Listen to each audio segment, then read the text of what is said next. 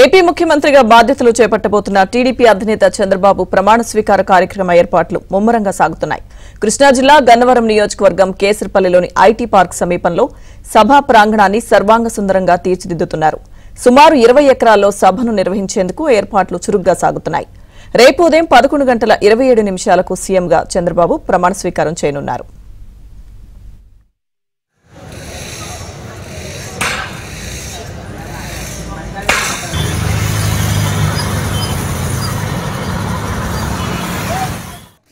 ఈ కార్యక్రమానికి ప్రధాని మోదీ, హోంమంత్రి అమిత్ షా హాజరు కానున్నారు. అమిత్ షా ఇవాళ ఏపీకి రానున్నారు. రాత్రి 9:35 గన్నవరం ఎయిర్పోర్ట్ కు అమిత్ షా చేరుకోనున్నారు. అక్కడి నుంచి నేరుగా చంద్రబాబు నివాసానికి వెళ్లనున్నారు. ఇక సీఎంగా రేపు చంద్రబాబు ప్రమాణ స్వీకార కార్యక్రమానికి అమిత్ షా హాజరు కానున్నారు. ప్రధాని మోదీ రేపు 10:40 గన్నవరం విమానాశ్రయానికి, అక్కడి నుంచి 10 నిమిషాల్లో ప్రమాణ స్వీకార వేదిక దగ్గరకు చేరుకోనున్నారు.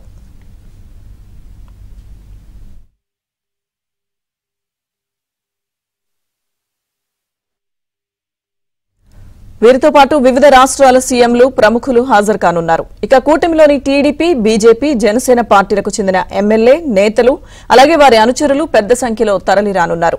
ముఖ్య అతిథుల పర్యటనకు కట్టుదిట్టమైన ఏర్పాట్లు చేస్తున్నారు.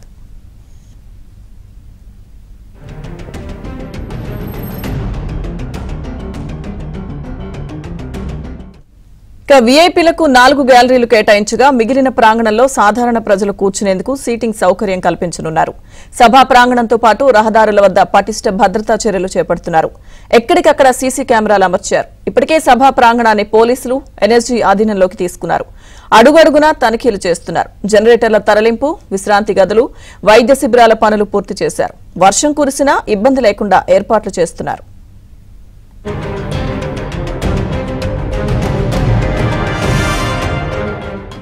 ఇక వివిధ మార్గాల గుండా వచ్చే వాహనాల పార్కింగ్ కు 56 ఎకరాల విస్తీర్ణాన్ని కేటాయించారు. ప్రధాన వేదిక చెన్నై, కోల్కతా జాతీయ రహదారి ఆనుకుని ఉండడంతో వాహనదారులకు ఇబ్బందులు తలెత్తకుండా పోలీసులు ట్రాఫిక్ మళ్లింపు చర్యలు చేపట్టారు. కృష్ణా, ఎన్టీఆర్ జిల్లాల మీదుగా వెళ్లే పలు జాతీయ రహదారులు, రాష్ట్ర రహదారులపై ఆంక్షలు విధించారు.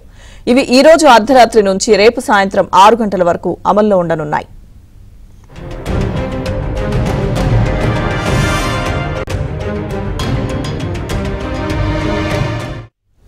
మరోవైపు చంద్రబాబు ప్రమాణ స్వీకారానికి ప్రత్యేక అతిథులుగా జగన్ బాధితులు హాజరవుతున్నారు. జగన్ ప్రభుత్వంలో వేర్వేరు కారణాలతో బాధితులుగా మారిన 112 మందిని గుర్తించి వారికి ప్రత్యేకంగా ఆహ్వానాలు పంపించారు. కర్నూలు జిల్లాలో పోలీసులు వేధిస్తున్నారంటూ కుటుంబంతో సహా సామూహికంగా ఆత్మహత్య చేసుకున్న అబ్దుల్ సలాం బంధువులను ఈ కార్యక్రమం కోసం పిలిచారు. అలాగే ఎమ్మెల్సీ అనంతబాబు హత్య చేసి డోర్ డెలివరీ చేసిన దళిత డ్రైవర్ సుబ్రహ్మణ్యం కుటుంబ సభ్యులకు కూడా ఆహ్వానం అందింది. కరోనా సమయంలో మాస్క్లు అడిగిన నర్సీపట్నం డాక్టర్ సుధాకర్ ను వేధించి ఆయన చావుకు సర్కార్ కారణమైంది. ఆయన కుటుంబ సభ్యులు సైతం ఈ కార్యక్రమంలో పాల్గొనబోతున్నారు.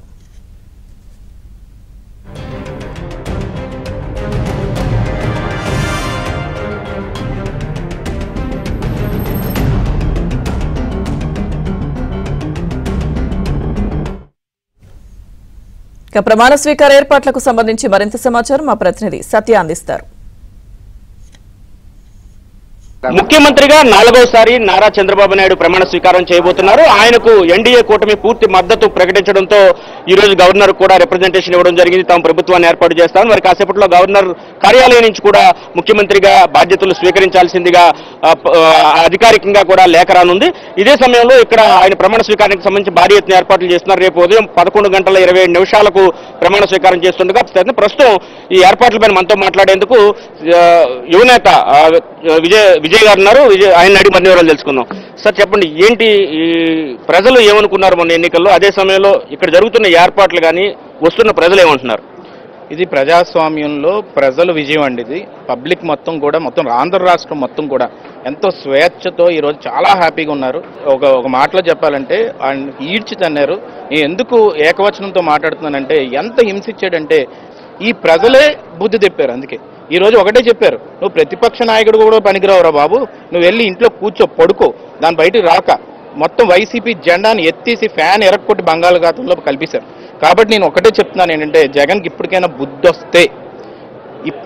వస్తే నువ్వు ఇంట్లోంచి బయటికి రావాల్సిన లేదు. నిజం తెలుసుకొని లండన్ వెళ్ళిపో. మీరు కూడా గతంలో బాధితులయ్యారు. జేసీబీలు వచ్చాయి ఇళ్లకి, ఇప్పుడు జేసీబీలు చెత్త చెదారం తొలగించడానికి జంగిల్ క్లియరెన్స్ వస్తున్నాయి. డిఫరెన్స్ ఏంటంటారు? జేసీబీ అనేది జగన్ వెహికల్ అండి, అది దానికి సింబల్. అది జేసీబీని తీసుకుని వచ్చి కక్షపూర్వకంగా కొట్టడం, తనకి ఇష్టమైతే మొత్తం రుషికొండను గుండు కొట్టేసి ఇల్లు కట్టుకోవడం. కానీ ఇప్పుడు ఏంటంటే ప్రజల కోసం జేసీబీలు వచ్చాయి. ప్రతి ఒక్కరు కూడా స్వేచ్ఛగా మాస్కులు పెట్టుకోకుండా, గుడ్లు కట్టుకోకుండా, క్యాపులు పెట్టుకోకుండా స్వేచ్ఛగా రోడ్డు మీద తిరిగే విధంగా అంబేద్కర్ గారి రాజ్యాంగంలో ఉన్న లిబర్టీ అనే ఒక మాటని నిజంగా బయటికి తీసుకుని ఈక్వాలిటీ ఆఫ్ జస్టిస్ కానీ ప్రతిదీ కూడా జరుగుతుందని చెప్పి నేను స్వచ్ఛంగా నమ్మగలను. Okay, thank you sir. మొత్తం మీద ఇక్కడ ఏదైతే కేసరపల్లిలో ఏర్పాట్లను సమీక్షించేందుకు యువనేత చింతకాయల విజయ్ వచ్చిన పరిస్థితి అయితే ఉంది. అదే సమయంలో మనం స్టేజ్ ఒకసారి చూడొచ్చు. స్టేజ్ మీద భారీ ఎత్తున స్టేజ్ ఏర్పాటు చేశారు. ఒకవైపు పవన్ కళ్యాణ్, మరోవైపు నరేంద్ర మోడీ, అదేవిధంగా చంద్రబాబు ఫోటోలు వచ్చే విధంగా డిస్ప్లేలో పెట్టారు. అయితే ప్రస్తుతం అయితే డిస్ప్లేని టెస్ట్ చేస్తున్నారు కాబట్టి అది మనకు కనిపిస్తుంది. అయితే సైడ్ డిస్ప్లే మనం చూడొచ్చు. ఇక్కడి నుంచి సైడ్ డిస్ప్లేలో ఆ దృశ్యాలు మనకు స్పష్టంగా కనిపిస్తాయి. ఒకవైపు పవన్ కళ్యాణ్, మధ్యలో చంద్రబాబు, మరోవైపు నరేంద్ర మోడీ కూటమిని స్ఫూరించేలాగా ఈ ఏర్పాట్లు అయితే చేశారు. మొత్తం 36 గ్యాలరీలను ఇక్కడ ఏర్పాటు చేసిన పరిస్థితి అయితే ఉంది. ఆ గ్యాలరీలు కూడా మనం చూడొచ్చు.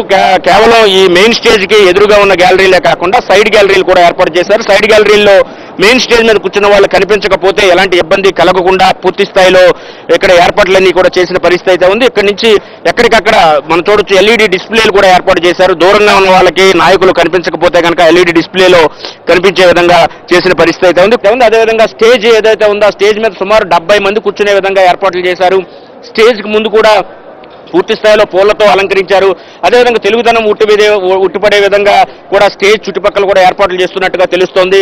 ఇదే సమయంలో సుమారు 1,00,000 మంది వరకు కూడా సీటింగ్ ఫెసిలిటీ ఉంది. దీంతో పాటు మరింత 1,00,000 కంటే దాటితే కనుక వారందరికీ కూడా ఏర్పాట్లు అయితే ఉన్నాయని చెబుతున్న పరిస్థితి అయితే ఉంది. ఇదే సమయంలో ఈ ప్రాంతాన్ని ప్రత్యేకంగా ఎంచుకోవడానికి ప్రధాన కారణం వీఐపీ సెక్యూరిటీ భద్రత సంబంధించి ఎలాంటి ఇబ్బంది ఉండదు. అదే సమయంలో ఎయిర్పోర్ట్ లో వీఐపీ దిగిన తర్వాత ఆయన నేరుగా ఇక్కడకు వెహికల్లో వచ్చేసే అవకాశం ఉంది. ఎయిర్పోర్ట్ కు సమీపంలోని గన్నవరం ఎయిర్పోర్ట్ కు సమీపంలోని ప్రాంతం ఉంది కాబట్టి ఇది కొంతవరకు వైబుల్ అని చెప్పేసి ఇక్కడ నిర్ణయించినట్టుగా తెలుస్తుంది. దానికి తగ్గట్టుగానే ఏర్పాట్లు రాత్రి పగలు అని కాకుండా అటు సంబంధిత డిపార్ట్మెంట్లు సమన్వయం చేసుకుని ఏర్పాట్లు చేస్తున్నారు. అదేవిధంగా వెహికల్స్ పార్కింగ్ కూడా భారీ ఎత్తున స్థలాన్ని అలాట్ చేశారు. అదేవిధంగా ఎటువైపు నుంచి ఎంట్రెన్స్ ఉండాలి, ఎటువైపు నుంచి ఎగ్జిట్ ఉండాలనే దాని మీద కూడా పూర్తి స్థాయిలో అవగాహన కల్పించేందుకు ఎక్కడికక్కడ సైన్ బోర్డులు కూడా ఏర్పాటు చేస్తున్నారు.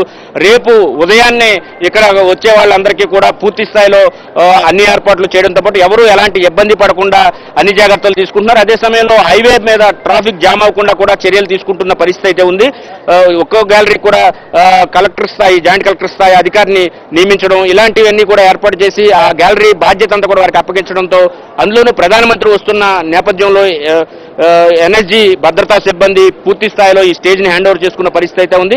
కాబట్టి పూర్తి స్థాయిలో ఇక్కడ ఎలాంటి భద్రతకు అవాంఛనీయ సంఘటనలు జరగకుండా అన్ని జాగ్రత్తలు తీసుకోవడంతో పాటు వచ్చిన నాయకులకు, కార్యకర్తలకు ఎలాంటి ఇబ్బంది లేకుండా ఏర్పాట్లు అయితే చేస్తున్న పరిస్థితి అయితే ఉంది. ఇదే సమయంలో నాయకులందరూ కూడా ఈ శుభముహూర్తం కోసం ఎదురు చూస్తున్నామని చెబుతున్న పరిస్థితి అయితే ఉంది. ఇది ఇక్కడ పరిస్థితి. కెమెరా పర్సన్ సాయితో సత్య, ఏబిఎన్ ఆంధ్రజ్యోతి, కేసరపల్లి.